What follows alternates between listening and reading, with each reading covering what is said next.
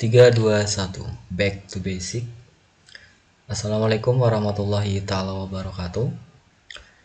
Nah, teman-teman, pada video kali ini kita akan membahas secara singkat mengenai mobile device hardware ya. Jadi nanti akan kita bahas adalah beberapa perangkat mobile yang sering teman-teman gunakan ya, yaitu dalam hari ini adalah handphone atau smartphone.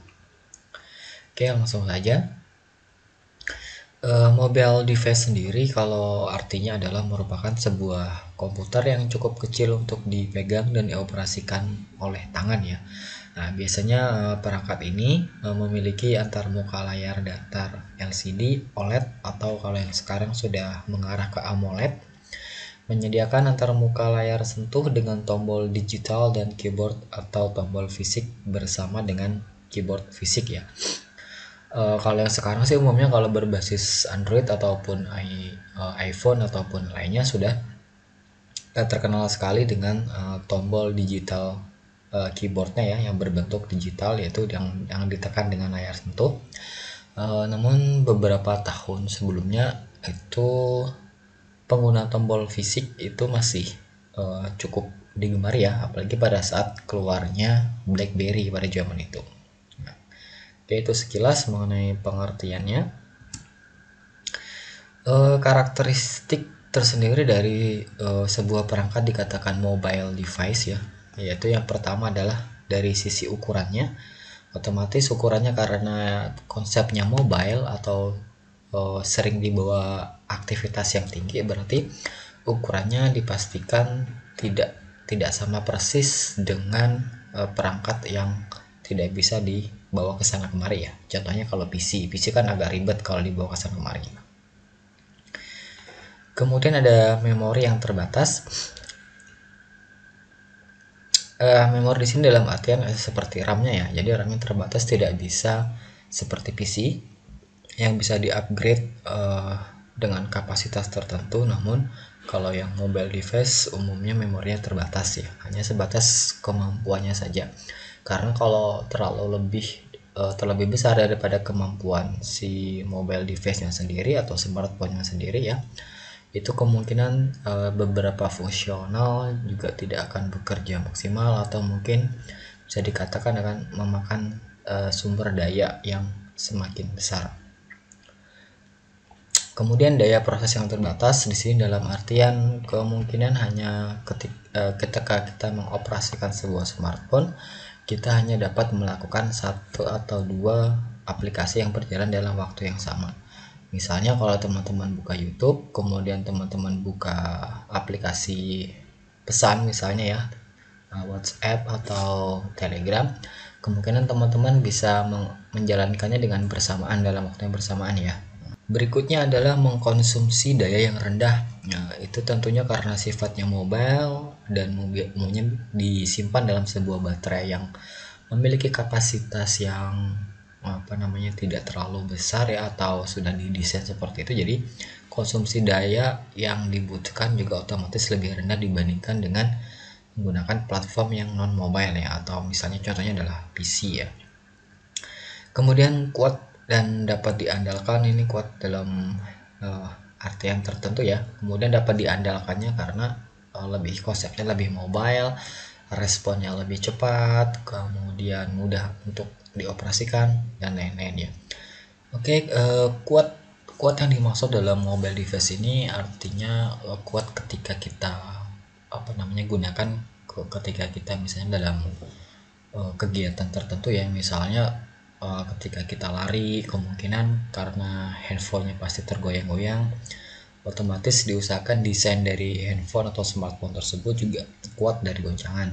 Kemudian mungkin teman-teman pernah juga tuh mengalami handphone yang terjatuh, baik ketika berkendaraan ataupun tidak sengaja terlepas dari tangan ya.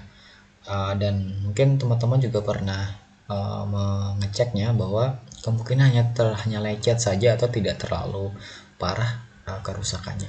Nah, salah satunya mobile device adalah digunakan agar menghindari kejadian-kejadian tersebut. Bahkan ketika penggunaan screen guard ya, atau penggunaan layarnya dari sebuah mobile device. Misalnya saya ambil contoh kayak penggunaan Gorilla Glass, itu dari seri pertama sampai seri terakhir itu sudah dilakukan misalnya berbagai macam percobaan benturan dan sebagainya sehingga menghasilkan kualitas dari layar mobile device-nya yang lumayan tangguh ya. Nah, kira-kira seperti itu contohnya. Kemudian konektivitas yang terbatas ya, umumnya karena perangkatnya itu adalah kecil, jadi ketika tidak semua vendor itu memberikan konektivitas yang banyak ya. Paling konektivitasnya kalau dari jaringan adalah berfokus di WiFi, jaringan WiFi dengan mobile ya, jaringan mobile berdasarkan kartu kartu operator seluler yang digunakan. Kemudian untuk konektivitasnya biasanya hanya menggunakan satu port saja ya. Ada yang masih menggunakan micro atau yang terbaru menggunakan type C ya, tipe C atau tipe C seperti itu. Kemudian ada juga konektivitas yang jack 3,5-nya. Namun ada juga sebagian vendor yang sudah menghilangkan konektivitas dari jack 3,5-nya. Itu sudah tergantung dari vendornya masing-masing. Kemudian yang terakhir adalah masa hidup yang pendek ya. Mungkin ini tidak menjadi patokan ya, karena untuk penggunaan mobile device ini juga tergantung lagi dari kebiasaan dari si pemakai tersebut. Misalnya kalau handphone mungkin pasti teman-teman juga mungkin dalam 3 atau 5 tahun pasti berganti handphone ya, entah itu ganti model ataupun bahkan ada kerusakan. Memang umumnya kalau untuk mobile device umurnya itu lebih pendek dibandingkan dengan penggunaan yang bukan mobile device ya, atau PC rumahan itu atau komputer rumahan itu lebih umurnya lebih panjang dibandingkan dengan yang konsepnya adalah mobile. Nah, itu sedikit tentang karakteristik tipe-tipe dari sebuah mobile device ya. Yang pertama adalah mobile komputer.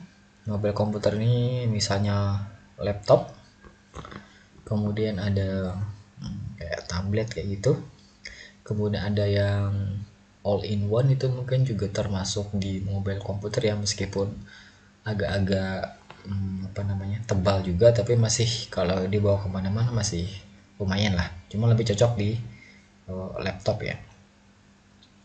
Kemudian ada mobile phones atau smartphone. Kemudian ada digital kamera dan wearable komputer.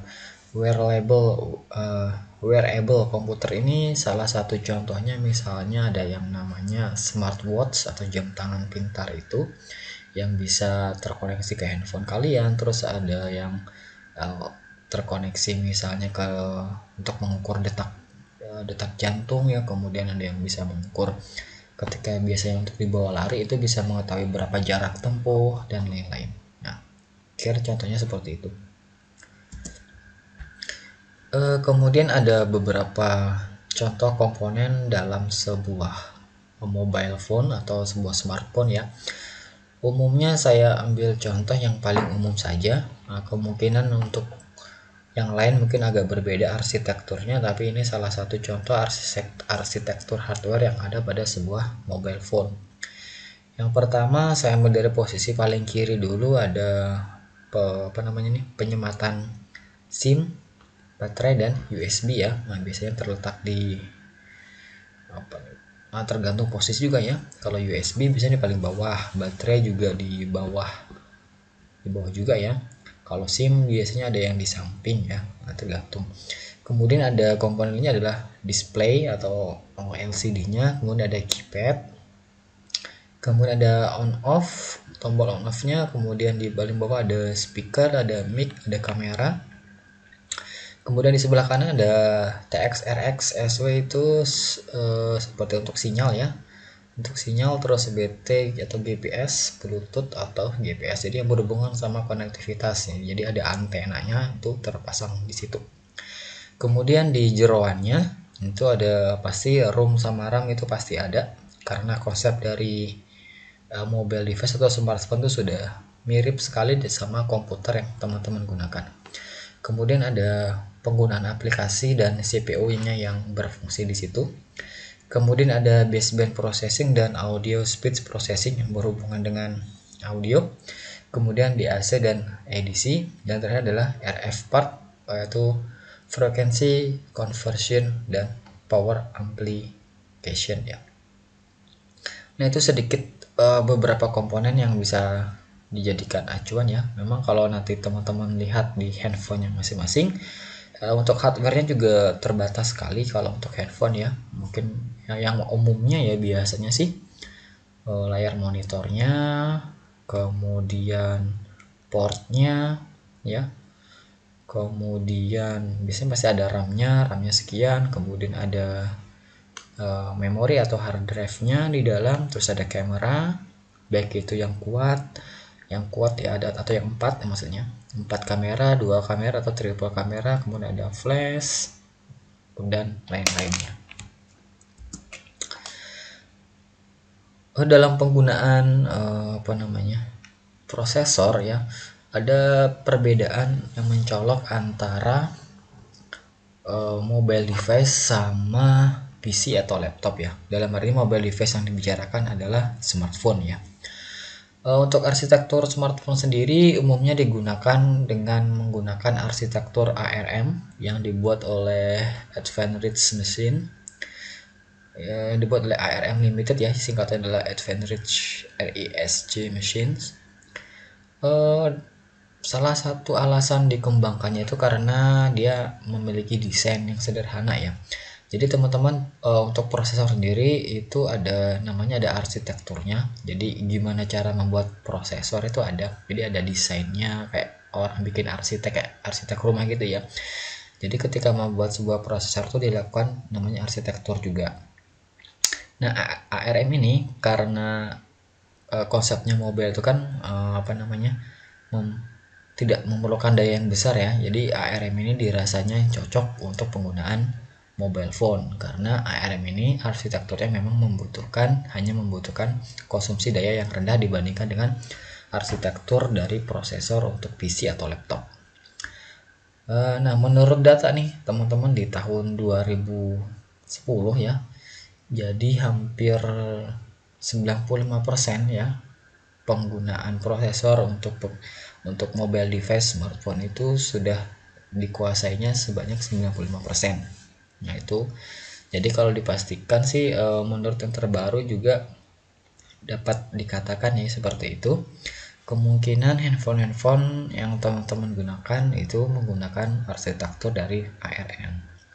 Nah, mengenai ARM sendiri saya tidak bahas lebih lanjut, nanti bisa teman-teman googling apa itu ARM dan lain-lainnya. Namun yang pasti penggunaan ARM ini di smartphone sudah lumayan besar ya, bahkan menguasai pangsa pasarnya. Oke, berikutnya adalah beberapa smartphone specification yang sering menjadi acuan ketika teman-teman menggunakan atau membeli sebuah handphone ya. Ini sebuah contoh dari Samsung J21 Ultra 5G spek, saya ambil dari GSM Arena. Kemungkinan sini teman-teman yang bisa teman-teman jadi acuan umumnya ya, pasti RAM-nya berapa, kemudian storage-nya berapa, kemudian kameranya ada berapa, terus kemudian display-nya seperti apa, terus networking-nya seperti apa, kemudian bisa ada platformnya juga ya seperti itu. Nah, ini akan kita bahas. Di situ biasanya ada main kameranya ada 4 ya, ada 4, kemudian ada sound, kemudian networknya sudah sampai 5G dan seterusnya. Nah, ini nanti menjadi acuan umumnya ketika kita membeli sebuah perangkat handphone ya. Kemudian contoh lain dari Apple iPhone 12 Pro Max, jadi yang punya iPhone silahkan nanti dibeli kalau ingin beli. Networknya sudah sampai 5G juga karena sama-sama. Body-nya oke, platformnya, memorinya, main kameranya, sound dan lain-lain sebagainya. RAM sudah 6GB. Kalau ini RAM-nya sudah 12 atau 16GB. Nah, perbedaan. Nah, itu teman-teman salah satu contoh spesifikasi dari Samsung G21 Ultra 5G dan Apple iPhone 12 Pro Max ya. Untuk pemilihan handphone sendiri atau smartphone umumnya juga harus disesuaikan sama kebutuhan teman-teman. Jadi tidak harus mengharuskan spek yang tinggi, tapi sesuai kebutuhan. Kecuali kalau teman-teman itu merupakan sebuah atlet e-sport, otomatis tentunya pasti teman-teman membutuhkan sebuah perangkat yang powerful ya. Dalam hal ini juga RAM menjadi sebuah perhatian, kemudian storage juga harus menjadi perhatian dan lain-lainnya. Namun jika concernnya itu lebih ke arah multimedia, juga RAM juga perlu ya, perlu diperhatikan juga, namun tidak harus besar juga tidak masalah. Untuk storage itu kalau sekarang sudah semakin berkembang dengan pilihan harga yang lebih murah, begitu juga dengan yang RAM. Jadi semakin tahun RAM-nya akan semakin besar dan storage-nya atau memorinya sudah semakin besar, namun harganya kemungkinan akan semakin turun juga. Jadi tergantung vendornya ya. Kemudian kalau bagi yang suka selfie atau berhubungan dengan fotografi, tentunya juga diperhatikan di dalam main kamera maupun selfie kameranya ya. Jadi itu sangat berpengaruh sekali. Misalnya dari kualitas kameranya sudah seperti apa, apakah sudah mendukung misalnya konsep panorama atau ultra wide dan lain-lain. Nah, oke teman-teman, itu mungkin sedikit sekilas dari spesifikasi beberapa handphone. Oke, demikian video kali ini. Jika ada teman-teman memiliki pertanyaan, silahkan tuliskan di kolom komentar. Kita akan ketemu lagi pada video berikutnya. 3, 2, 1, back to basic. Assalamualaikum warahmatullahi wabarakatuh.